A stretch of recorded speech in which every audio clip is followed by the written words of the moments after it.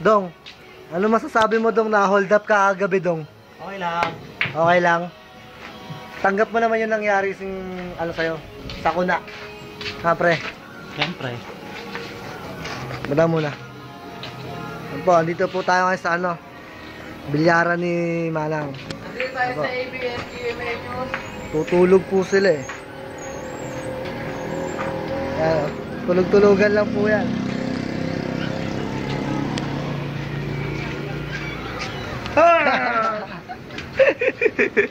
Ikaw pre, ano masasabi mo pre sa nangyari kay Ding Dong pre? Ayos lang yun. Ha? Mahalaga, hindi na kuha Yossi.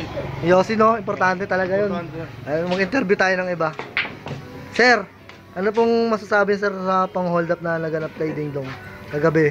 Nakakatawa. Nakakatawa? Ganun po ba? Sige po, maraming salamat po sa inyong lahat ha. Maraming salamat po sa inyong lahat. Ang sexy naman yan, in-check. Ano? Ano, may gusto pang makita. Yan. Bali, ano po, nagka-hold upan po kasi dito sa ano eh. Yan po yung in-hold up, ayun po. Si ano? Si Ding Dong. Ayun po. Kaya nagbilyar na lang po siya kasi ano eh. Talunan po siya, talunan. Videoan mo to. Oy, Natalo na sa bilyar, na hold up pa. videoan mo. Kaya lang, video natin yan. Ayaw eh, pagod eh. Titira yan.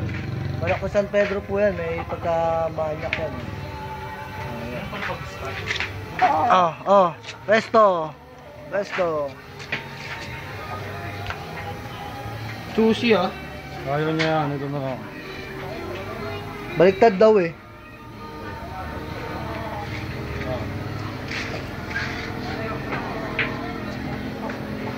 Ayaw. Yan na.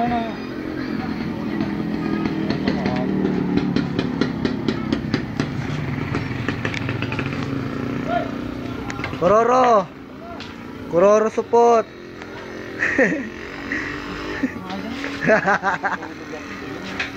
Kuroro support. Nakalaputan taray. Taray, ganda lang mukha niya. Kuroro support oh. Count check. Ano masasabi mo talaga? Wala. Ang masasabi ko lang, Ano? buti hindi talaga nakuha yung sigarilyo. Yun ang importante ron. Talaga? Yun ang binili, oo. Oo. Yun ang binili. Yung cellphone, baliwala naman yun. Oo, tama yun. That's At why, least kahit na-hold up yung cellphone niya, may ano pa rin, no? may Yossi pa rin. Oo. Tama Sige yun. po.